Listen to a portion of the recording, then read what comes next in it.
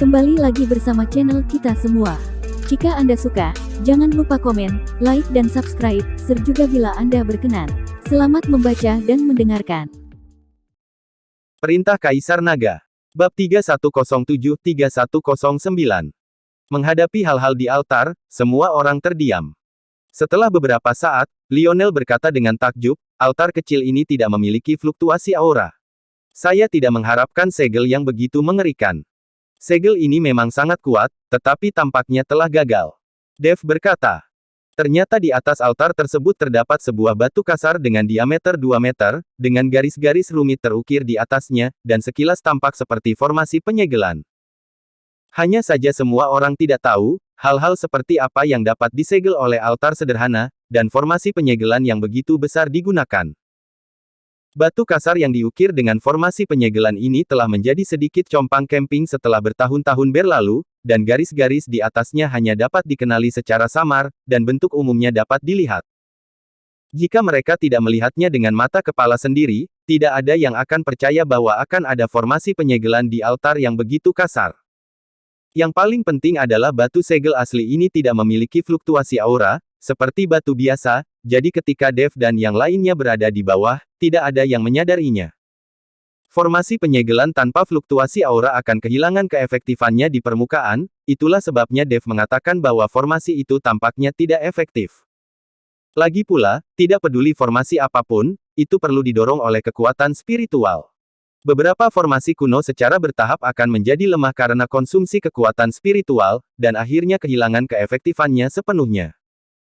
Inilah sebabnya mengapa beberapa formasi penyegel perlu menyuntikkan kembali daya setelah beberapa tahun agar formas tetap berjalan. Jelas, batu segel asli di sini sudah ada selama bertahun-tahun, dan belum ada yang menyuntikkan kekuatan spiritual, jadi itu tidak valid. Tapi Dev benar-benar ingin tahu kenapa pulau kecil ini membutuhkan formasi penyegelan yang begitu besar, dan tampaknya formasi penyegelan itu sangat rumit. Batu seperti itu diukir dengan beberapa grafik yang tidak bisa dipahami. Mungkinkah itu formasi penyegelan? Ini sama ajaibnya seperti yang kamu katakan. Yulian tidak setuju. Dia tidak tahu apa itu formasi sihir, jadi dia ingin menjangkau dan menyentuh batu kasar itu. Jangan bergerak. Dev menghentikan Yulian, kamu tidak ingin bergerak sampai kamu benar-benar mengetahui apakah formasi sihir itu tidak valid. Ketika Dev mengatakannya, Yulian sangat ketakutan sehingga dia tidak berani bergerak lagi. Lionel mengeluarkan sosok kayu itu dari dadanya, lalu membuat segel dengan kedua tangannya, dan energi spiritual terus mengalir ke sosok kayu itu. Segera, sosok kayu itu mulai bergerak, dan menjadi semakin fleksibel. Biarkan sosok kayu ini melihat dulu, apakah itu berbahaya. Kata Lionel, membuang sosok kayu itu, dan kemudian sosok kayu itu berubah menjadi boneka yang tersenyum, berjalan menuju batu segel asli di bawah perintah Lionel pergi. Aku tidak berharap Master Sekte Ji mengetahui teknik transformasi kayu roh. Dev tidak menyangka bahwa Lionel, seorang Master Sekte yang berspesialisasi dalam sekte komersial, akan mengetahui teknik semacam ini. Meskipun dia melihat teknik semacam ini, dia akan mengetahuinya. Tidak banyak biksu yang mengetahuinya. Tuan Chen bercanda, saya menghabiskan banyak uang untuk membelinya. Bagaimana saya bisa tahu sebuah formasi sihir diukir pada patung kayu ini? Kata Lionel dengan senyum malu. Ketika Dev mendengar ini, dia menyadari bahwa patung kayu Lionel seperti slip giok transmisi suara, dan telah diukir menjadi formasi sihir oleh seorang ahli mantra. Saat dibutuhkan, Lionel hanya perlu mengeluarkannya dan menggunakannya. Tapi hal semacam ini jelas tidak murah, berkali-kali lebih mahal daripada slip giok transmisi suara. Sekarang Lionel telah membeli barang-barang seperti itu, terlihat bahwa sekte terbang menghasilkan banyak uang. Saat Dev sedang berbicara dengan Lionel, boneka kayu yang dikendalikan oleh Lionel tiba-tiba bergetar. Melihat hal tersebut, Lionel buru-buru mencoba mengendalikannya, namun pada akhirnya sosok kayu tersebut hancur berantakan dan berubah menjadi tumpukan kayu busuk. Melihat pemandangan ini, Lionel mengerutkan kening dan berkata, apakah batu segel asli ini masih kuat? Dia berpikir bahwa alasan mengapa sosok kayu itu seperti ini adalah karena batu penyegel aslinya sangat kuat, dan akan menjadi seperti ini saat disentuh. Dev menggelengkan kepalanya sambil tersenyum dan berkata, Master Sekte Ji, itu bukan kekuatan penyegelan batu aslinya. Kamu tertipu. Formasi sihir yang terukir pada sosok kayu ini tidak sempurna, jadi itulah mengapa itu terjadi. Jimat transformasi kayu roh kayu itu, kamu beli dari seorang ahli jimat yang masih setengah matang. Ketika Lionel mendengar ini, dia langsung menjadi marah. Sialan, orang itu berani berbohong padaku, dan aku membelinya seharga ratusan juta koin roh. Pria itu, aku pasti akan mengulitinya. Tuan Chen, apa yang harus saya lakukan sekarang? Bagaimana kalau saya mengirim murid untuk mencoba? Tidak perlu.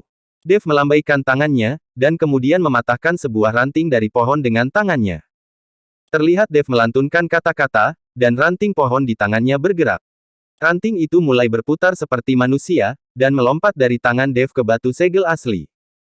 Kemudian di bawah kendali Dev, ranting itu melompat-lompat di atas batu segel asli, tidak ada yang terjadi, dan seluruh altar tidak merespons.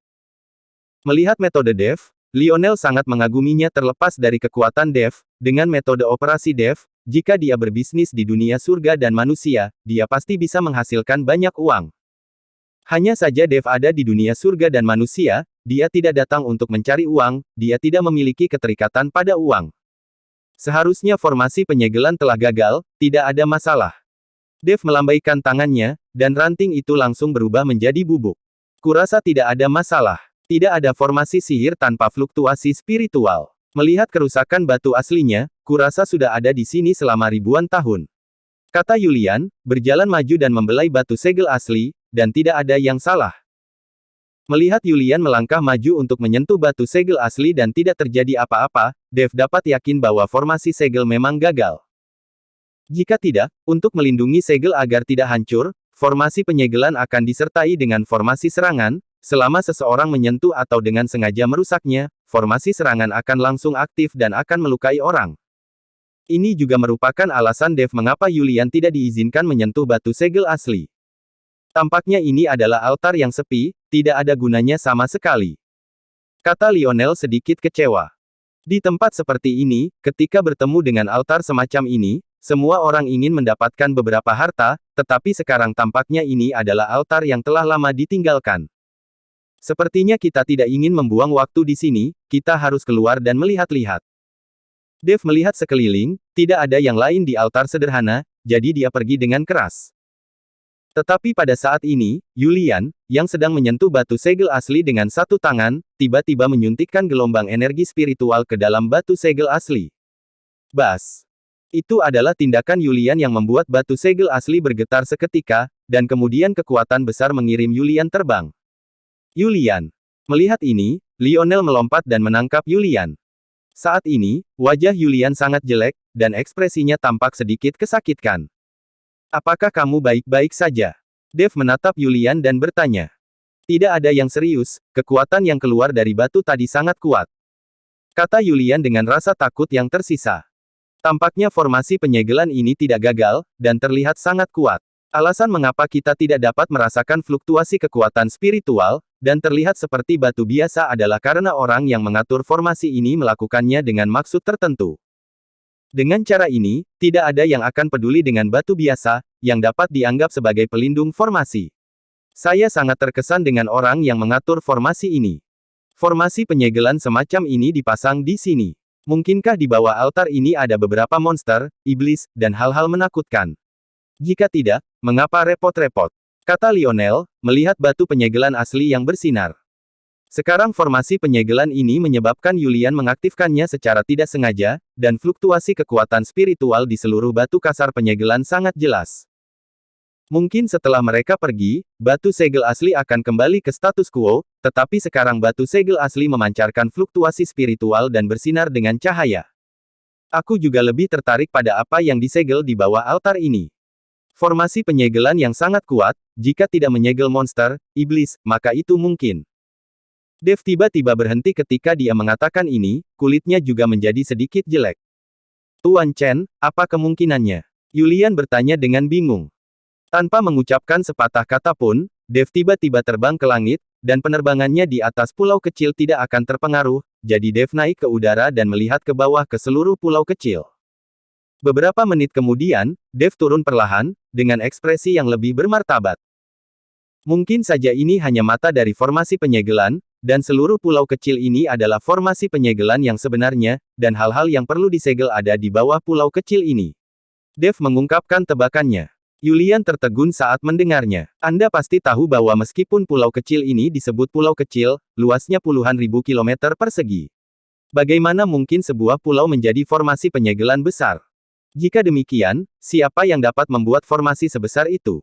Apakah Daluo Jinxian yang turun dari surga? Lionel juga terkejut dengan tebakan Dev, dia dengan cepat menggelengkan kepalanya dan berkata, Tuan Chen, tebakanmu terlalu berani. Itu tidak mungkin, bagaimana mungkin seseorang mengatur formasi segel yang begitu besar?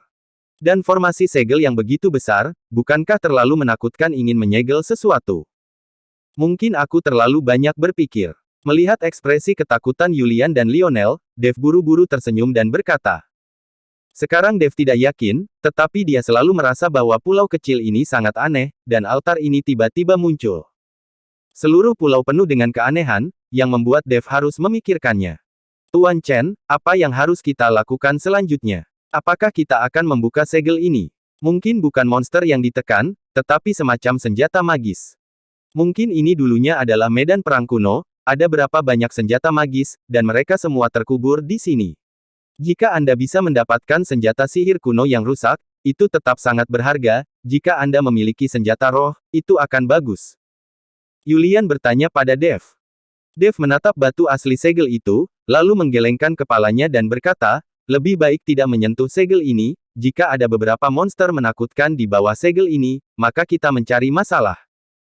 Dalam berapa tahun, selain burung yang terbang di langit, saya tidak bisa melihat makhluk hidup di tanah ini, terlalu aneh, jadi jangan bergerak. Dev juga sedikit takut dengan pulau aneh ini, tidak berani bergerak dengan santai. Tuan Chen, kamu benar. Pulau ini terlalu aneh. Jangan sentuh benda-benda di atasnya. Lebih baik kita mencari orang-orang yang hilang itu dan pergi dari pulau ini secepat mungkin. Aku selalu punya firasat buruk. Lionel tidak setuju untuk memindahkan segel. Lagi pula, orang yang bisa membuat formasi penyegelan di sini jelas bukan manusia. Ayo pergi. Dev memanggil Yulian dan Lionel untuk pergi, mereka tidak ingin memindahkan formasi penyegelan.